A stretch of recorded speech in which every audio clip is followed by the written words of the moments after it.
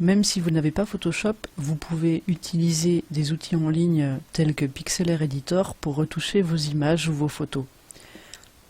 C'est en ligne, c'est sans inscription, sans installation. Vous cherchez Pixlr Editor et vous arrivez sur cette page-là. On va vous proposer de créer une nouvelle image. Vous allez pouvoir choisir parmi les tailles prédéfinies, donc la taille de votre surface de travail. Vous pourrez également rentrer une largeur et une hauteur précises en bougeant les curseurs ou en tapant un nombre à la main. Vous pourrez aussi choisir d'avoir un arrière-plan transparent ou pas. Ça c'est vraiment quand on veut partir de zéro.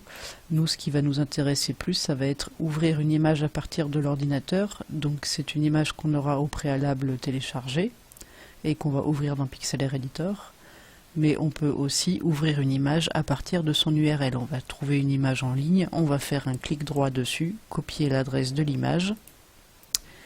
Du coup, j'en avais trouvé une, je copie l'adresse, je la colle et je valide. On va attendre que ça se télécharge. Alors pourquoi traficoter des images comme ça? Ben, tout simplement, par exemple, quand vous avez une bibliographie à faire et que vous voulez utiliser un élément d'une couverture, par exemple, ou un personnage d'un nouveau roman, d'une nouvelle BD que vous avez acheté. Donc voilà une manière un petit peu originale d'illustrer sans trop se creuser la tête des couvertures de bibliographie. Il y a évidemment bien d'autres usages, hein, ça c'est selon votre imagination et vos besoins. Donc j'ai ouvert mon image, je vais agrandir la fenêtre pour qu'on ne voit que l'image. Alors ce que je vais vouloir faire, ça va être d'isoler la tête de Garfield pour pouvoir l'intégrer ensuite dans un document, une bibliographie notamment.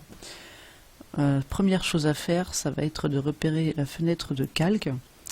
On voit donc au bout de notre arrière-plan, on a un petit cadenas. On va double-cliquer dessus pour déverrouiller le calque. Sans cette opération, on ne pourra pas faire la suite de ce que nous allons voir. Pour isoler notre tête, on va enlever ce qu'il y a en trop. Donc le premier outil à utiliser, ça va être la baguette magique. Comme son nom l'indique, c'est un outil magique qui va nous aider à isoler ce dont on ne veut pas. Donc on va tout simplement créer sur une zone de l'image qu'on veut supprimer. Là on voit en surbrillance, ça va être tout ce qui va être supprimé. Si j'appuie sur la touche supprime, on voit qu'il y a des éléments qui ont été supprimés, mais pas d'autres, parce qu'on a des nuances on a pas mal de nuances de couleurs, donc ça, je vais revenir en arrière. On voit donc qu'on n'a pas réussi à sélectionner tout ce qu'on voulait avec la baguette magique, mais dans ces options de baguette magique, on a ce qu'on appelle la tolérance, et c'est en bougeant ce curseur qu'on va pouvoir isoler une couleur seule ou une couleur et ses nuances. Par exemple, si je la monte, on va la monter à 130 à peu près. Alors chaque image a son seuil de tolérance, hein, c'est en fonction des couleurs utilisées, des contrastes, des nuances, etc. À vous de voir ce qui va le mieux. Alors avec 130, je reclique sur la partie que je ne veux pas, et là je vois que les parties en surbrillance ont bien fait le contour, j'ai tous les éléments, là on est bien. J'appuie sur la touche supprimer, et voilà. Alors ce qu'on voit, les carrés blancs et gris, c'est le fond transparent, c'est ce qui n'apparaîtra pas. Donc là je vois que j'ai complètement isolé ma tête. Pour enlever la sélection, donc ces lignes en surbrillance, tout simplement je clique à l'extérieur de l'image, ou alors j'ai le CTRL-D, un petit raccourci clavier, CTRL-D pour désélectionner ce qu'on aurait sélectionné auparavant. C'est un raccourci clavier qui est utilisé pour les logiciels de traitement d'image en général. Si ma baguette magique ne suffit pas, je peux, dans notre cas ça suffit, mais on peut aussi utiliser l'outil gomme. Donc la gomme, on va pouvoir avoir la même chose qu'avec la baguette magique, sauf que là ça va être manuellement. Alors là on voit que j'ai un tout petit curseur, on va bouger un petit peu là, on va grossir la taille de notre curseur, je vais le mettre au maximum à 200. Je clique à l'extérieur pour fermer le menu, et là je vois quand je passe la gomme, en faisant un clic gauche tout simplement, ça efface les éléments qui n'auraient pas été supprimés avec la baguette magique. Hop. Une autre manière de faire, je reviens un peu en arrière, hop, une autre manière de faire, avec hormis cette gomme, ça va être l'outil de sélection. Donc on va tracer un cadre, on maintient le clic gauche appuyé et on trace notre cadre sur l'élément qu'on veut enlever. Voilà. Et je relâche mon clic de souris, j'appuie sur la touche supprimer, hop, et on voit qu'on a un résultat qui est encore plus rapide que la gomme. La gomme, ça va être plus pour les petits détails qui pourraient rester.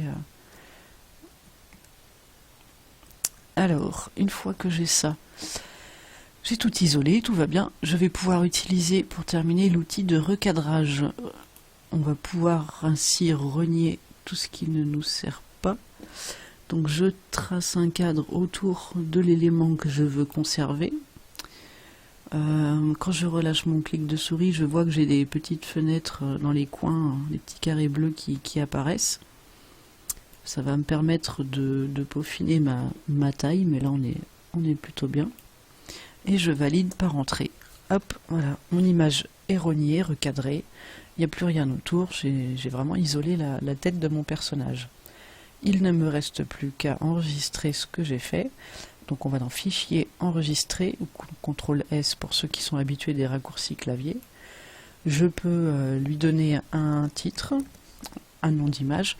Ce qui va nous importer surtout, ça va être le format en JPEG par défaut, sauf que le JPEG ne garde pas la transparence, donc on aura notre tête sur un fond blanc. Nous, vraiment, ce qu'on veut, c'est juste la tête, sans fond blanc, sans rien autour. Donc on sélectionne le format PNG, on le laisse travailler, et voilà, on a nos petits carrés blancs et gris qui apparaissent, donc on a bien un fond transparent, et il ne nous reste plus qu'à enregistrer l'image. On pourra ensuite l'importer dans un document annexe pour l'utiliser.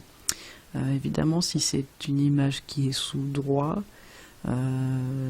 n'hésitez pas, faites-le plutôt, ajoutez la mention du copyright de l'illustrateur, ça vous évitera des petits soucis.